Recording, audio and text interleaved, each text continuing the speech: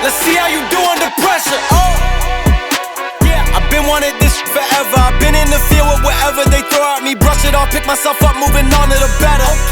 Hey, yeah, ain't no errors, baby, it's a new era. I wake up early, feeling rich like I'm Kesha. I get to the paper, boy. Extra, extra. What's happening, guys? This is Polgar from Fight Division here with Adam Rasool in Manchester for the weigh-in ahead of tomorrow's bout. So, Adam, thank you so much for chatting to us. You're not actually weighing in today. Just talk to us a little bit about how that's come about. Well, it's just down to your opponent. You know, through your trainer who organises it and matches you up with an opponent. So, for whatever reason, my opponent can't travel down and weighing in on the day. So, just take it for what it is. Have you ever had that before, where you've had to weigh in on the same day as the fight?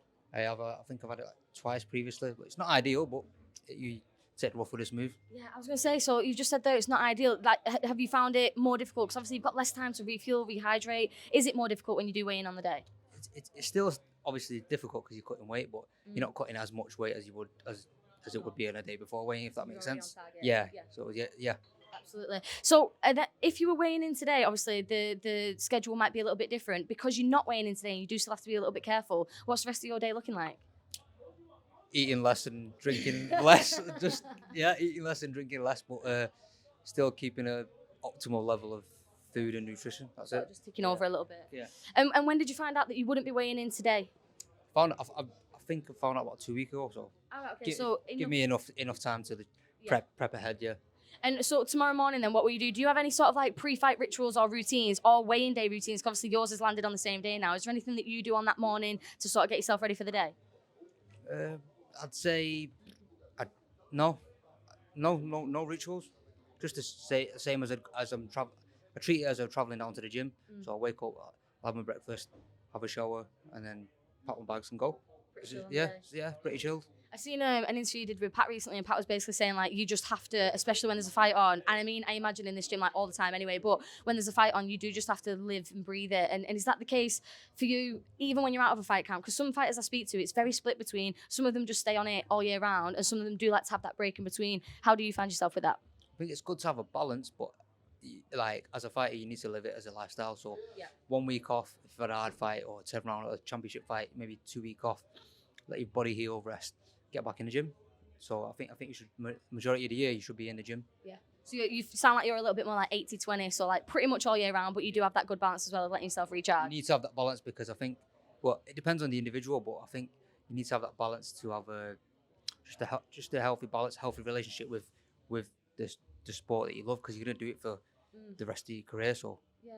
That's a very good point as well, actually. You said the sport that you love there, and I suppose if it does get to a point where it just feels like you're redlining all the time, the love of it can sometimes fall out of it. I've seen that with fighters as well, when they're going like a little bit too hard. And sometimes, like you say, if you just take that week or two to reset, you're good to go again then. Let's talk about your opponent. So how are you feeling about the opponent? Do you have any, obviously we can't give away too much because it is the day before the fight, so we've not actually, we can't give away too much of a game plan per se, but is there anything in particular you're expecting from him? Like, have you watched his previous fights? Do you know what to expect?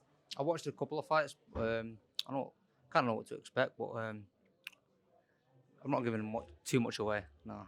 Can we use the line that you just said off camera? What we're saying, moon is going to the moon. You said that, not me. I absolutely love it. So for yourself then, obviously when you are going into a fight camp, again, very split between the fighters I speak to. Some people really watch their opponents. You said you watched a couple. Some people don't like to watch at all. What are you like with yourself? Do you watch your own stuff back? Or are you a case of like, no, this is a different opponent, a different fight. I'm just going to keep pushing forward? No, I like to watch my own stuff back. I feel like you need to watch your own stuff back, kind of in a sense, because some fights, you go by the opponent, so you're not going to do the same thing in every fight. You're going to try and switch it up and do different things in different fights because of the opponent, so, and what they're offering. Yes. Yeah, so you kind of play it by that. So you've got to be ready to adapt in the situation, but obviously watching back on yourself, you can see like where you might have fallen into pockets before. Yeah. Where I've made mistakes and where I've made little slip-ups and been paid the price for it. Yeah, absolutely. So obviously it's February now, we're like halfway through February, so it still is like early on in the year, so great that we've got a fight. Are we expecting an active year from you for 2024? Do you have anything else lined up? Hope so. I don't have anything lined up at the minute. Hopefully to get this fight out of the way, get a good performance, a good stoppage. I want my first stoppage, so yeah. Yes. Yeah. So we're expecting stoppage tomorrow? I'm not, you said it, but I'm trying to get you. I'm trying to get him. He's not falling for it. You're very well trained on the media stuff because you're not falling into the traps. But obviously, all fighters say like we all want the stoppage, but you can't go looking for it because that's when you'll get caught yourself. So obviously, ideally, we want that, but you are still going to be sort of cool, calm, collected when we're in there. Can't go looking for it, but I'm looking for it. If that makes sense. I got him to say it. If that makes sense, then yeah. Yeah, absolutely. Listen, thank you so much for chatting to us. I wish you the best of luck with the weigh-in tomorrow, and I can't wait to see you fight. Let's see how you do under pressure. Yeah, I've been wanting this forever. I've been in the field with whatever they throw at me. Brush it off, pick myself up, moving on to the better. Hey. Ain't no errors, baby, it's a new era. I wake up early, feeling rich like I'm Kesha. I get to the paper, boy. Extra.